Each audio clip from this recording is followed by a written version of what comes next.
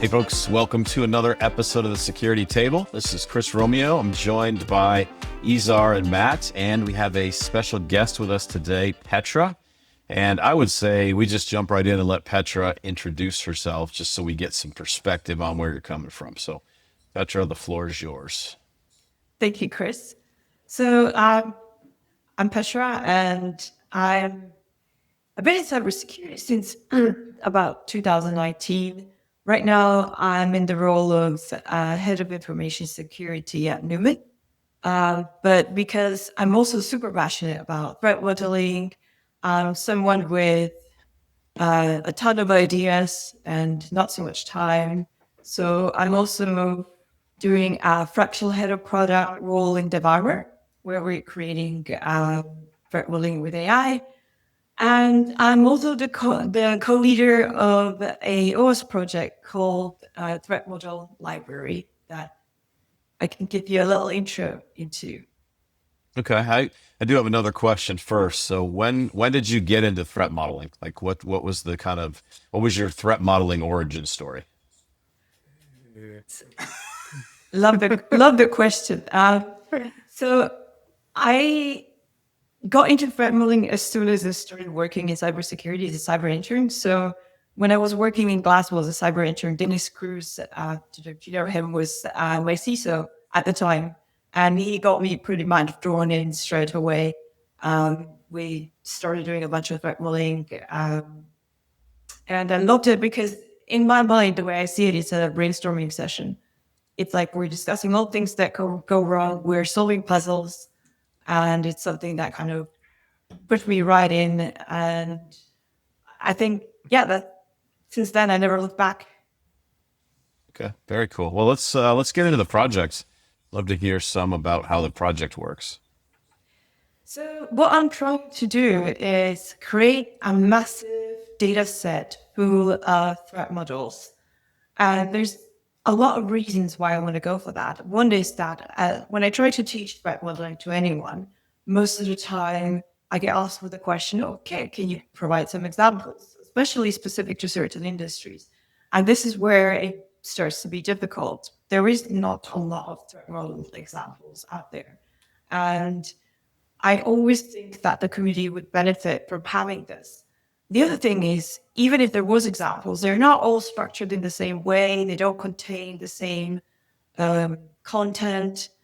And I really was keen to create a data set that is structured so that everyone can learn and benefit from it in a certain way, that they know, okay, what's the structure of, the scope of the threat model, and then what are the security components of it, like the threats and the controls. So I always wanted that to be like a very structured data set and to actually work to, on the structure itself as well. And then thirdly, since I've, been playing a lot with LLMs, I do think the community would benefit a lot from having to be able to fine-tune LLMs. And to do that, we need high-quality threat modeling data. And that is peer-reviewed, that is crowdsourced, and that is created in a structured format. So these are kind of the incentives behind the OS project. And I've introduced it in Barcelona on the Global Apps Day. And it's been met with quite a lot of engagement so far. So quite excited to see where it goes. I just want to take a second and point out that this was a new security table record. It only took somebody 3 minutes and 33 seconds to say the word LLM. Yeah. Damn. Proceed. I fell into the trap. Proceed. So we're holding our comments.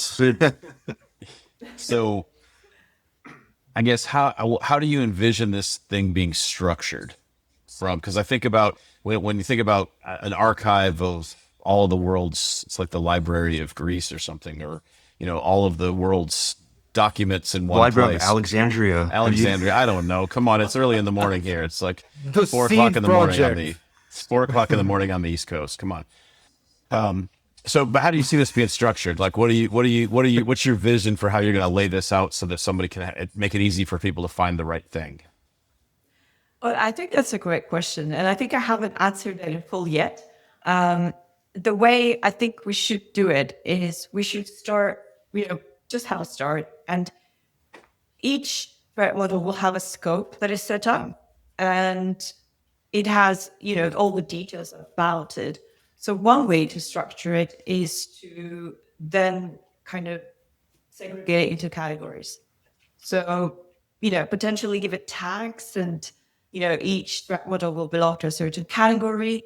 And then based on that, they can be structured per industry, they can be structured per complexity, because, it's not the same thing if you got a threat model of one microservice or, 10 microservices all at once, because it's a different zoom in, right? You're not going to be looking so deep into detail if it's 10 microservices or, you're going to be focusing on high level stuff. So these are some ideas, but it's really a fair point. I haven't kind of put that into play. I'm waiting for a couple of threat models to start coming in, and then I kind of want to do it then. So is this the idea that this is an open contribution? Like it's like an open source project or open source repository where we were trying to get anybody that's willing to submit something to put a threat model into the repository to share with others? Yes. So highly encouraged contribution, basically crowdsourced. Myself and Julian, who's my co-leader, we're going to be doing the peer reviews to make sure that there's high quality.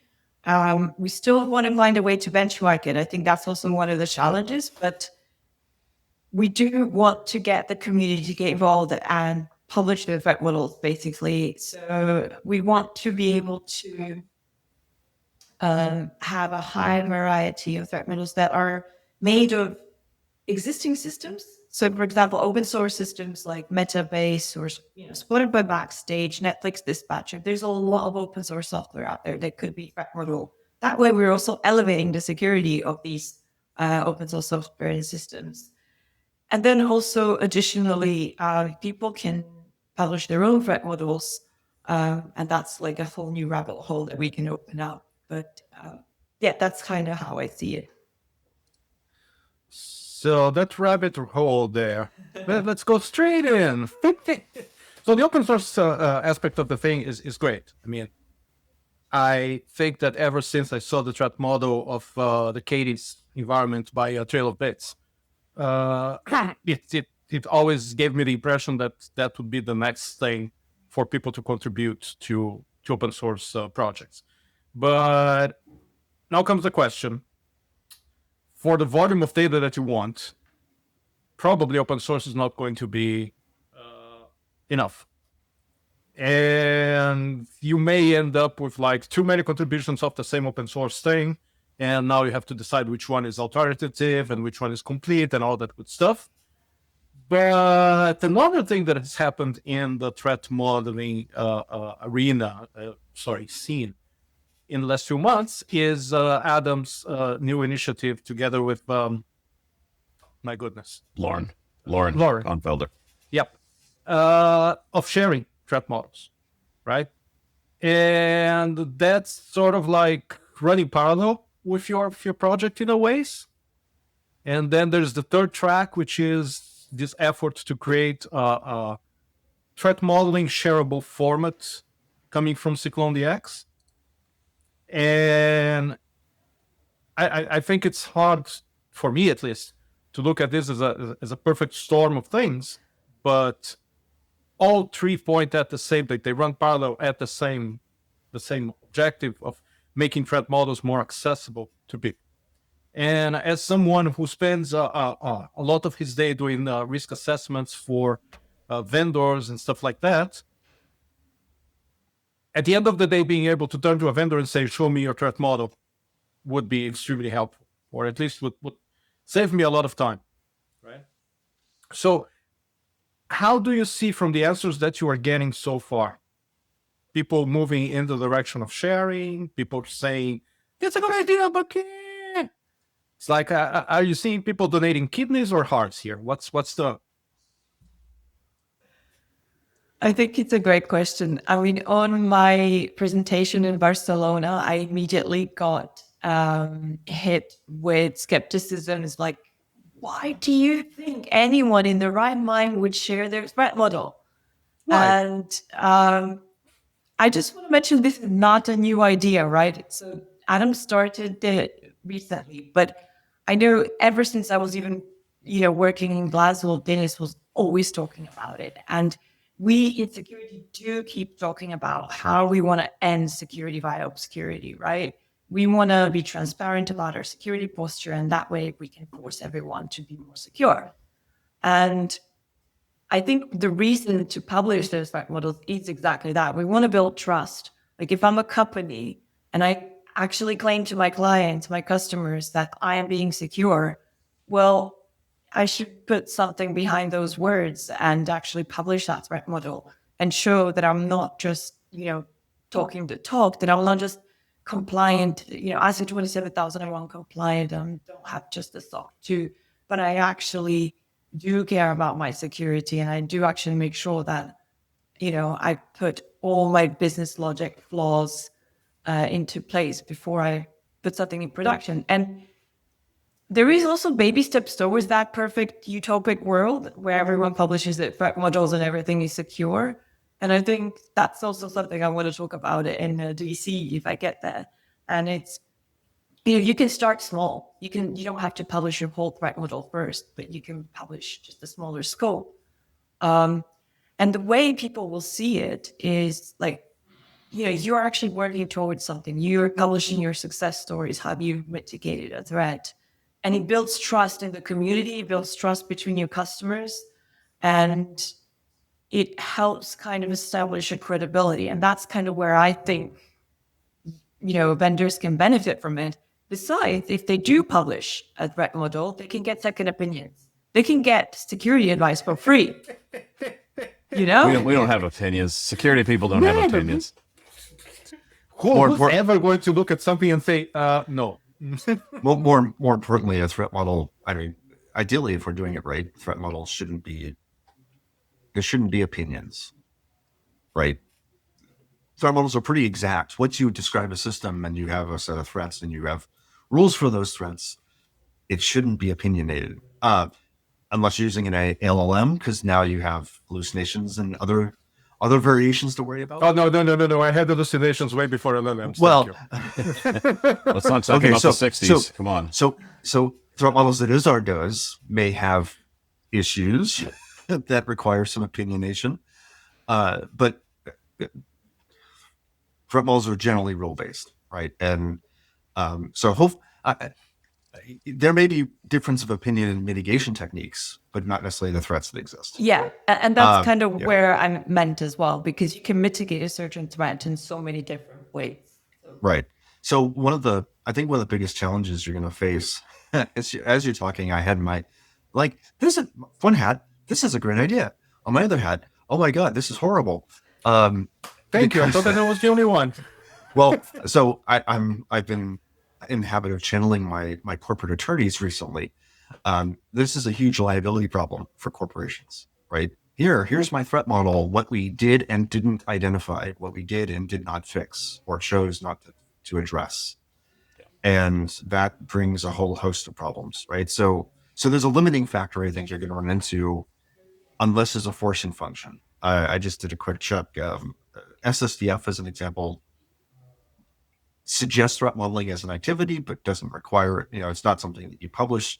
The CRA, the EU Cyber Resilience Act, does require manufacturers to create and document threat models, but not for public consumption, right? So there's a medium there, or a midway point of the threat model gets created, documented, provided perhaps to regulators and or assessors, but not necessarily required to be made public.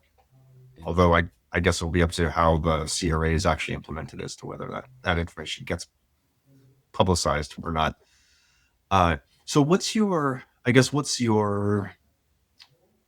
won't say pitch, because it's not really a pitch, I guess. What's your response to Vision. Well, I guess how in this project, I mean, OWASP has a number of corporate members and folks who are from corporations.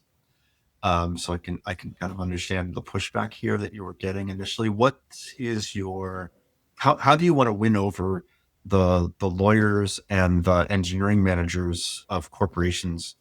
Oh my God, this is horrible. Versus the marketing folks who probably want to make this known. Oh, security is a differentiator, and how do we push out that message? I think there's a few things. No, I completely agree with you, Matt, first of all. And I do also get that little devil on my shoulder sometimes telling me, like, what are you talking about? Like, why would anyone do that?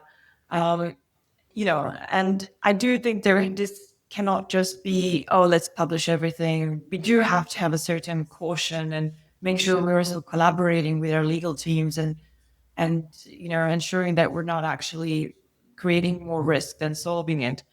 The way I would approach this is, first of all, you don't have to publish the whole threat. Well, you start with a narrow scope and you publish, what you have as a success story, and you publish that, and then you move onwards to the next scope. So starting small, not going immediately towards a completely open threat model, but just starting small and leading by example. And the other one would be to also think about, okay, can we anonymize this in some ways, right? Can we anonymize it, but still not take away the actual meaning of it? Like, can we introduce some sort of obfuscation or anonymization that will allow us to still publish the gist of it, like not to lose on the threats, not to lose on the community learning, not to lose on, the trust that we're building, but at the same time, in a way, have a caveat to say we are protecting some confidential information here, and, make it also okay to do that. So I think there is like a middle ground between complete openness and transparency, which ultimately in the perfect world we will be in. But there is, like you said, some caveats to this that we have to consider.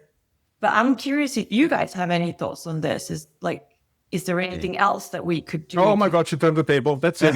We're going. It's Oh my over. God. Oh yeah, Run away. So let me go first. So until you mentioned the words anonymize and obfuscate, I was in full-on skeptic mode of this idea. Having worked in corporate America and knowing, to Matt's point, the risk tolerance of the average corporate lawyer would be, I don't know, what's the number? Slightly above zero, but like many, many decimal points out into... It goes to 11. Right.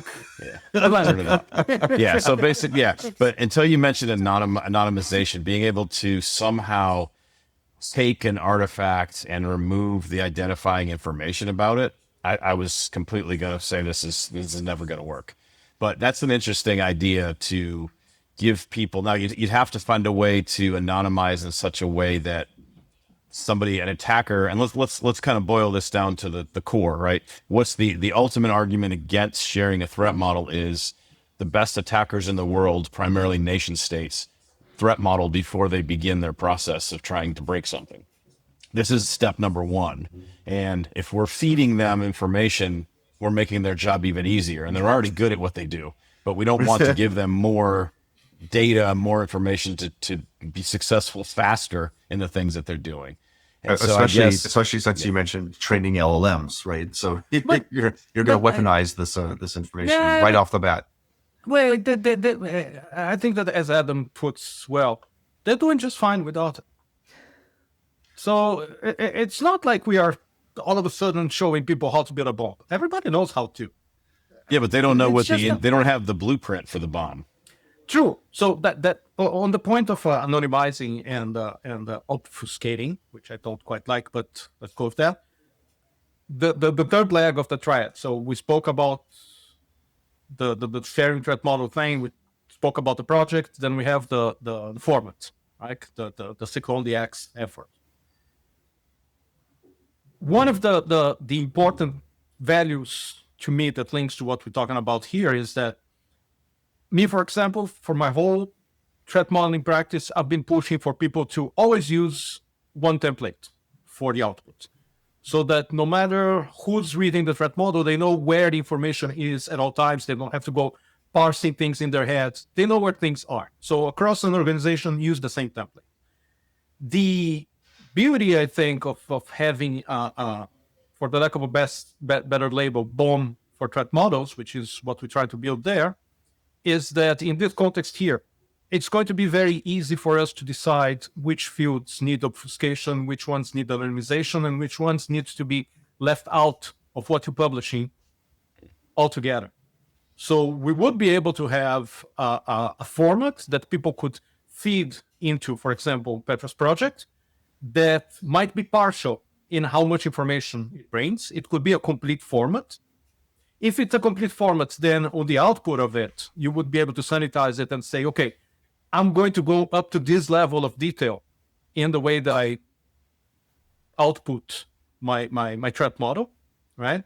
So by moving in the direction of having one specific canonical format that we are able to use to express a threat model, we start being able to automate, or at least to, hate the word, but it's a good one, censor the output of that threat model in the way that it goes forward in other directions or down the stream or gets utilized or things like that. I'd like to challenge you on something here. So, and I say you, all of you.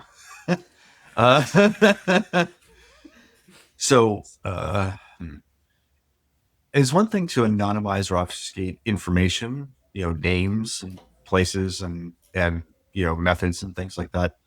It's another, though, to anonymize the function that is actually being threat modeled, right? So if we were to publish a threat model for, I don't know, PyTM as an example, right?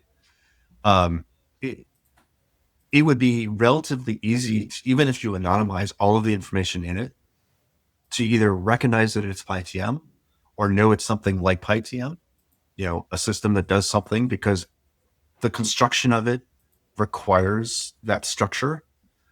And so you can't really anonymize that away. Otherwise, and on top of that, if you do anonymize that information away, do you lose the value? What's the value of publishing the threat model? Because now it's not that threat model. It's not a threat model that exists anymore. It's a generic or an idealized version of something that does something similar. And but if not the scope, that. Matt, if the scope is small enough, you could anonymize it and not be able to then determine what the bigger picture is. Like you could say it's an authentication system. If you could isolate that from the bigger picture, I wouldn't be able to use the bigger picture to figure out it's a ride sharing app or something where I can get that context. Yeah, and that's fine, but that defeats the other purpose of community sharing of threat models for systems that people can use to build trust. If you anonymize away that rideshare app, have you really shared the rideshare app? I completely see what you mean, Matt, and there's still no perfect answer to this, but I think these are baby steps towards it. I think, like Chris said, if you make the scope smaller, the structure of the TM bond then we've been talking about and proposing has this thing called scope and scope definition, and that's where you can put all the details of what's in scope and what's not, and even say that some details been removed. However, we still don't have an answer in full to this, and the best answer would be everyone should just be secure, but obviously that's easier said than done. So I do think but I think it's just baby steps, right? Like, let's dream big, but let's, work towards it in a small, iterative, progressive way. And don't get me wrong. I like I said, I think the project is valuable. I'm not arguing that. It's just some of the points here. Yeah, no, and I'm the same. I'm in the same spot, right? Like I think the idea is valuable. It's kind of going through my mind how our corporation is going to respond to this, right? And I guess when you think about this, like, what's in it for the corporation? They don't care about educating the community. Let's just be honest. I'm just going to call it like it is. They don't. It has nothing to do with their bottom line, educating the community. And so the only selling point for them would be, could I somehow get more people to buy my stuff because they trust it more? And so I think that's really the angle that you'd have to go at for profit money-making entities to contribute. So there's a thing. If you turn back the clock to the episodes that we had way back when we talked about SBOM, what's it good for? We had the thing where we were saying, okay, so people are going to publish their SBOMs and they're going to see that you're using libxml2, but nobody's going to stand looking at two SBOMs and say, oh, these guys use the same, but these guys don't use the libx. I'm going to go with these guys, right? So, and then in the end, what we see today is if we look at tools, they started using the BOMs to enrich the way that they do, for example, vulnerability rank. A project like this, with the richness of detail that it would bring, together with a format that can be interpreted by a lot of different tools, in my opinion, would also bring something like that, right? You would, for example, be able to say, oh, in the threat model, that component has been marked as being more important or more central. And all of a sudden, that scanner there in the end of the pipeline is saying that there's a CVE for a library in that component, so perhaps I should rank that vulnerability higher, right? Now, is this enough product of people publishing their threat models? Not really. But it is a step in the direction of them building their threat models in that format. So in the sense of baby steps, if we give them the capability of, again, censoring their threat models and publishing them in that format with less detail or with the amount of detail that they are comfortable with, by already having the threat models in that format because it's usable to them, we create a small trickle of people who would possibly be willing to put in their trust centers. And for those who are not familiar, trust centers is a place in your website that usually you have to, people have to request access to, where they're going to find your certifications for whatever they're worth, your sometimes design documents, and now they're going to perhaps find your threat model in there.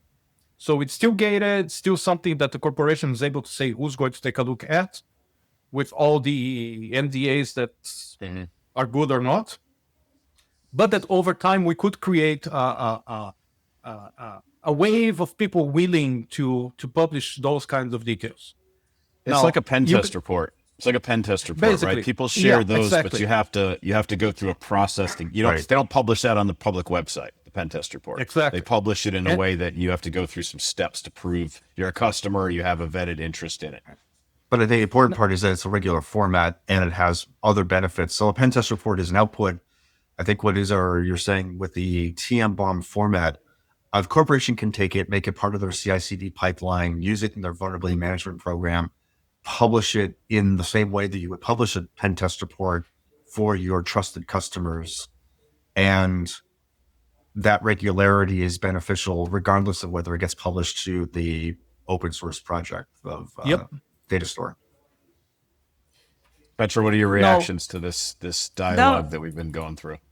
I completely agree with that because I think it's all in the right direction, right? Like we can't just think that from one day to another we're gonna open everything and it's gonna be happy days. We need to create the environment that will allow that. And like Isar was saying, the thing that would allow that is if we have a structured format, we incentivize people to do threat modeling, they will already have those readily available. And at least they can start sharing it with the customers who have NDAs.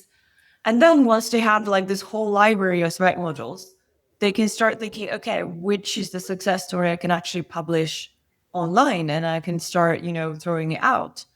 But, if we create the environment when this is a thing and where this kind of like is an acceptable goal to go towards to, then we can pave the way. So I think it's great. Everything that leads towards that direction is fantastic, I think.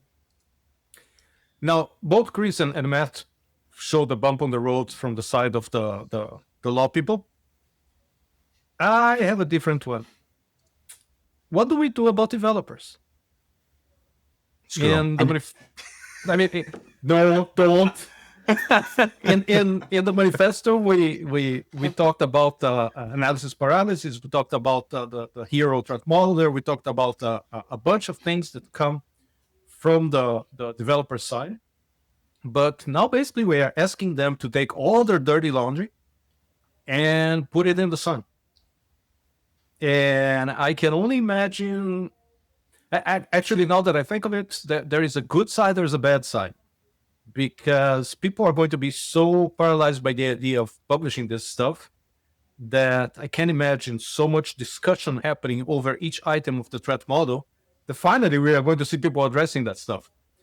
But on the other hand, I can see a lot of people saying, okay, are we done? Did we do a good job? Is this good enough for publishing?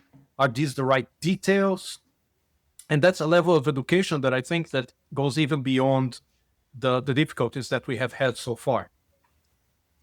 How do you think that should be addressed? Oh, okay. All of you. Let's hear Petra's take on it first. Yeah, go ahead, Petra.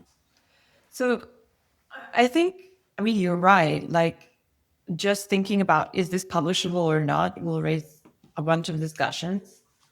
And I do think developers are the people that usually, as like statistically, just based on my experience though, are the ones who tend to actually want to do the right thing, but they get pressurized from a product, they get pressurized from other teams to deliver fast. So they're unable to do it, even though most of the time they're the ones who actually want to do the right thing and actually find it frustrating when they don't have the time to implement the right methods.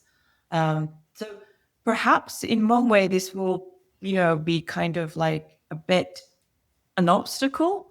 And on the other hand, it could also be a neighbor because maybe some of like a cohort of I'm seeing this as senior and staff developers who like been around long enough to see breaches happen because of lack of threat modeling. I see them actually welcoming this idea and saying, yeah, like we really need to get our ducks in order and make sure that we create something that's worthy of publishing. So I think there's going to be two cohorts here. And I think probably a way to manage this, I think we're going to have to cross that bridge once we get to it, because don't have all the answers right now. But that's kind of how I see it.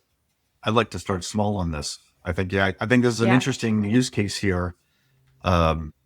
One of the challenges I think we face, especially in large organizations, is the exchange of information between development teams, and combine that with, we would have to combine this with good tooling options, right? Because right now the tooling options are they're okay. If you talk about like the drag and drop type tools or the threat modeling as code type tools, and now you have AI, LLM generating random stuff. I could see something like this as a way of facilitating exchange between development teams. So especially if you have inner source components, being able to publish locally for other development groups, but also to exchange information, or if you have a way of connecting TM bombs together, object A and object B or object A exists in two places, and now you can connect those threat models together. I think that could be interesting.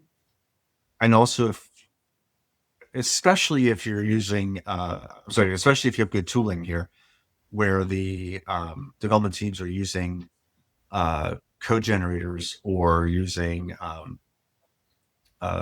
don't want to say vibe coding systems, but I would say AI assisted coding tools, where as the AI is building the code on behalf of the developer, it could be updating a TM bomb object. I think that would be very powerful. I think that'd be very powerful. That would also be a good selling factor for getting it into developers' hands. And if you can do that, then you can start to expand that scope, right? And maybe that's a way of cracking that nut. And actually, you raise a very good point that the copilots, to use a generic name, could be updating the TM bomb as it goes. But on the other hand, if you have the TM bomb when you start, it's one more guidance for the copilots to write the code. Yep. All right. So if you do things right and you do your threat modeling in the beginning, when you're thinking about what could go wrong, the same way that you would give it to a developer and say, here be dragons. Now you can give it to your Copilot. So Petra, here's an idea for your open source project. Build an MCP server. Wait. 3503. Can somebody write it? Well, wait, I'll just pull up who's your favorite vibe coder, and we'll just code it right now. It'll be done by lunchtime. Somebody call Claude. Somebody call Claude. I agree. We do need to make sure to kind of alleviate that obstacle that is our son to get our tools in the best shape possible. And this is where I'm also hoping that the project can help. Like, I really want the project to be something that any tool can use to update themselves. So completely all for that. Now let's talk a bit about that magic word that happens so much when we talk about projects. Let's talk about marketing. How are you planning to make this thing like public and push it forward? And now that you have at least one people in Australia and one in a gym somewhere listening to the project, how are you going to We have people? we have ones or tens, right? Hey, don't get too cocky Like- here. Come on. We are known all over the world of this block here. So how are you going to get people behind you? So, well, first of all, I want to make sure that I publicize about the purpose of this, right? I want to make sure that I have the community behind the reason why this is good. That's like, for me, the number one reason. I'm trying to promote it as much as I can on conferences. Like, you know, I've been to Barcelona. I'm hoping to go to DC. And the other thing is I will try to, again, have more ideas than time, but I will try to write blogs about it and potentially, you know, on LinkedIn, publicize it. I'm hoping to engage other people's help in this, right? Like, if everyone believes in the cause, then other people will mention it, talk about it. I really want to stay engaged as much as I can in all the discussions that are happening on Slack, in the OWASP Slack. And so these are, you know, some of the ways that I'm trying to kind of push it out there. I think what I want to do is I want to talk to the co-leaders again of Threat Modeling Cookbook. I've spoken to Zoe before, and, you know, I want to collaborate with them to try and get some of the threat models already there inside our project. And the other thing is I'm trying to engage also with TMC to get some hackathons going. Yeah, there you go. So I'm trying to, you know, attack it from multiple fronts as much as I can within the hours of the day that I've got. But I'm also hoping to kind of scale up my efforts by just making sure that everyone's on board with the reason why this could be good, and then help, you know, other people helping out with this marketing by talking about it, by recommending it. Have you thought about moving beyond OWASP? So OWASP is a great organization, but I think what you're looking for feeder projects. OpenSSF, as an example, and the Linux Foundation has done a lot about securing open source code. And if you really want to build a share of content, partnering with OpenSSF might be a reasonable choice, right? Especially where they do have threat modeling is part of the process of as maintainers of open source should be part of the process for projects.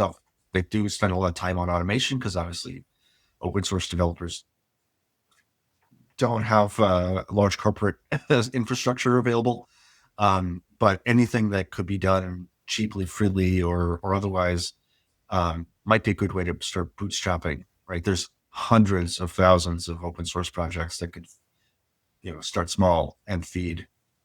So something, I don't know if that's something you were considering already, but If only we knew somebody at SafeCode who could start taking this to corporations, but yeah. I wonder. But I wonder.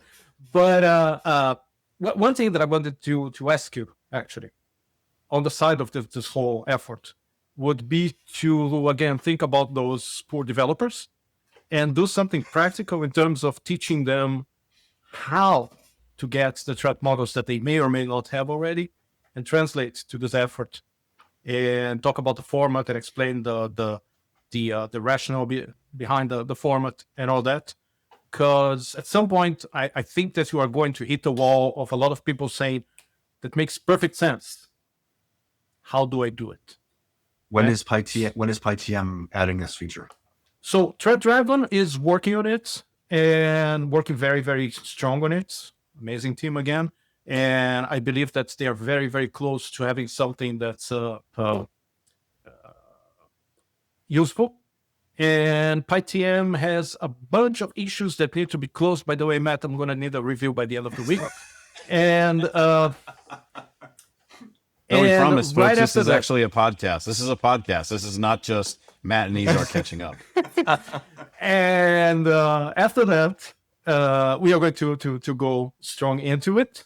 But again, it needs to be said that Petra's doing a great job with the format that works for the project, and that's pushing forward the work that we had been doing on the TM Bomb, which was a bit stagnated. So now we have something practical that's pushing that forward. And it's going to be a bit of a back and forth until we find the right place to park. Right. But we hope to see more tools adopting the format real soon now. Absolutely. Like, internally, department is going to be outputting that format. I'm really hoping all tools can adapt it so that it doesn't matter which tool you use, but that there is tools available, open source, not open source. And what I'm hoping is to, I'm super happy that ThreatDragon got involved so quickly and so soon. So I'm like, that's super exciting. And I can't wait for that because I'm going to be testing it myself. And absolutely right. We just need to make it as easy as possible for anyone to do a threat model in that format and push it out there. So just for those who are not familiar with the format, is it methodology agnostic? In other words, Stride versus something else versus 4question versus whatever? Or because that would be another limiting factor, right? We have lots of ways of doing threat modeling. And you mentioned security, right? We should mention, of course, or keep in mind, of course, that privacy threat modeling is also a thing. And there's other types of threat modeling that can be done. So presumably the intent of both TM Bomb, for those who aren't familiar, and the project that you're leading, Petra, are tool and methodology agnostic, and not just security focused. I totally agree. So I have tried to make it methodology agnostic, but I have encountered people saying that it's not entirely methodology agnostic. So I guess as the Izar is scratching his neck. So the tell, yeah. I think, my purest intention is to make it agnostic to specifically Stride or specifically Pasta. But I am taking pages from those books, right? So it's very difficult to say, yes, it's completely methodology agnostic, but that was the intention. And it's not like Stride based or Pasta. There's no elements to kind of directly say that, but there is, again, pages from those books that show that there is some of it inside it. And absolutely privacy, yes, 100%. The schema is tailored to account for number of records that are in a certain database or something. There is, also risk assessment that happens afterwards. And I published a specification that it kind of helps people understand the impact. And one of the things is regulatory impact, which is the privacy impact.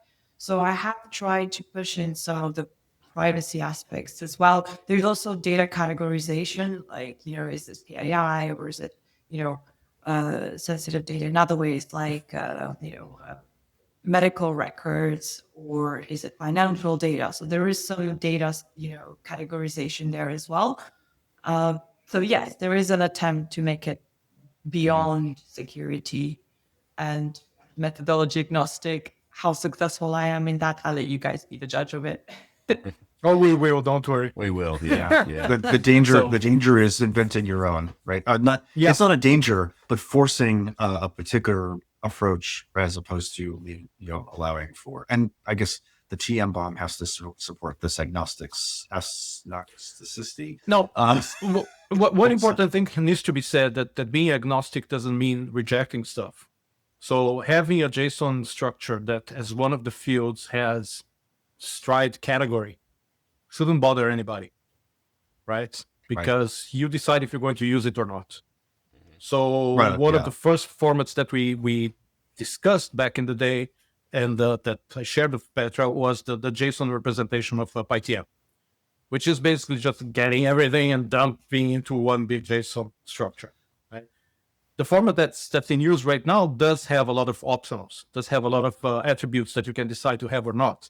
So if you prefer one methodology over another, it's not saying don't use it. It's just saying, sure, why not? But not everybody's going to use the same fields, not the same fields the same way. Everybody's going to use the same field the same way, but not everybody is going to use all the fields. All the fields, yeah. Right. And another aspect of that is that if you are working with one of the open source tools and use that format, and eventually you grow up to something like the Vici or some other good tool, you can just use that format to pull everything in and not lose the work that you did in the small ones. 100%. Exactly. And that is so cool about it, because if you've done already so much work on your threat models and then you acquire a new tool, and you're actually, progressing because maybe you're acquiring a better tool, something that's going to help you streamline it. It's great if you could just import all your threat models, right? Like you don't have to start from scratch because you've done so much work and effort, and you probably maybe already have some metrics based on it. You're covering, your coverage of, have you threat model your critical applications? And if you have a way to just transfer it from one tool or another, or if you don't like the tool that you acquired after a year, you can choose another one, and you can just easily transfer from one to another. You're not limited by any means. Yeah, definitely. That's good stuff. So Petra, I think a great way to conclude our conversation would be, let's come all the way back around to the beginning and just give us like the 30-second elevator pitch on why people should get involved with this project. No pressure. Okay. There's no pressure, and none so hard. Right.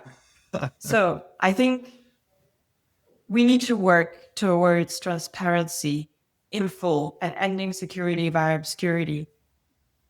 But we're not going to get there in one day. We need to work towards that. And one of the baby steps towards that would be, let's create as much as threat models as we can. Let's create all the context that needs to be there to achieve that one day. And I think one of the ways is to, publish whatever you want to publish from your threat models, or just publish an imaginary application, or, just exercise threat modeling, sharpen your skills. All of that you can do, push the threat model library, and then everyone else will benefit. You will see how other people do it. You will learn from them. We will all learn from each other, and we can also sharpen our tools and make them better. And that way, make all the postures of our companies more secure. Excellent. Well, Petra, thank you for telling it, explaining the project to us and going through these discussions. We're certainly all going to be rooting for the project and helping it any way that we can. And we'll encourage our listeners out there to check out the project and see how they can get involved as well. So all four of them. Yes. All four of the listeners. Everybody's got to show up. Okay. If we're going to make a movement here. All right. Well, Petra, thank you for joining the security table. And we wish you great luck in this project going forward. And thanks so much for having me. This was great fun. I really appreciate it. And I appreciate your support to the project, and love all the debates and discussions and the skepticism, because, just talking about these things is progression. There'll be more conversation when you're done, when you're gone. So.